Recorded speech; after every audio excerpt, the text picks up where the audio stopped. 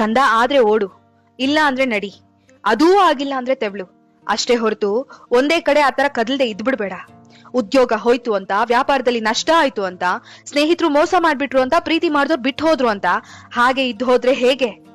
ದೇಹಕ್ಕೆ ಹೊರತು ದಾಹಕ್ಕೆ ಕೆಲ್ಸಕ್ಕೆ ಬಾರದೆ ಇರೋ ಆ ಸಮುದ್ರದ ಅಲೆಗಳೇ ಎಗರಿ ಎಗರಿ ಬೀಳ್ತಾ ಇದ್ರೆ ನೀನ್ ಅಂದ್ಕೊಂಡ್ರೆ ನಿನ್ ಹಣೆ ಬರಹಾನೇ ಇಷ್ಟು ಅಂದ್ಕೊಳ್ಳೋರು ಕೂಡ ನಿನ್ ಮುಂದೆ ಬಂದು ತಲೆ ತಗ್ಸ್ ನಿಂತ್ಕೋಬೇಕು, ಆತರ ಮಾಡೋ ಶಕ್ತಿ ನಿನಗಿದೆ.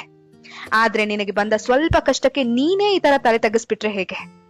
ಸೃಷ್ಟಿಯಲ್ಲಿ ಚಲನೆಯಲ್ಲಿರುವ ಯಾವ ಅಣುನು ಸುಮ್ನೆ ನಿಂತ್ಕೊಳ್ಳೋದಕ್ಕೆ ಸಾಧ್ಯನೇ ಇಲ್ಲ. ಹರಿಯೋ ನದಿ, ಬೀಸೋ ಗಾಳಿ, ರಾತ್ರಿ ಕಳೆದ ಮೇಲೆ ಬರೋ ಸೂರ್ಯ, ಅಂದ್ಕೊಂಡಿರೋದು ಸಾಧಿಸ್ಬೇಕು ಅಂತ ನಿನ್ನೊಳಗಡೆ ನರ ನರದಲ್ಲೂ ಹರಿತಿದೆಯಲ್ಲ ರಕ್ತ, ಅದ್ರ ಸಮೇತ ಏನು ಏನು ನಿಲ್ಲೋದಕ್ಕೆ ಸಾಧ್ಯ ಇಲ್ಲ. ಏಳು, ಹೊರಗಡೆ ನಡಿ. ಆ ಮನಸ್ಸಿನ ಸಂಕೋಲೆಗಳಿಂದ ನಿನ್ನನ್ನ ಬಿಡಿಸ್ಕೊ. ಒಂದೊಂದೇ ಹೆಜ್ಜೆ ಹಾಕ್ತಾ ನಡೆಯೋದಕ್ಕೆ ಶುರು ಮಾಡು. ನೀನ್ ಮಲಗೋ ಹಾಸಿಗೆ ನಿನ್ನ ಹಾಳು ಮಾಡೋಕೆ ಮುಂಚೆನೆ ಆಲಸ್ಯನ ಕಿತ್ತೆಸ್ತು ಬಿಡು. ನಿನ್ನ ಆತ್ಮಸಾಕ್ಷಿ ನಿನ್ನ ಪ್ರಶ್ನಿಸುವ ಮುನ್ನವೇ ಉತ್ತರ ಏನು ಅಂತ ಕಂಡ್ಕೋ.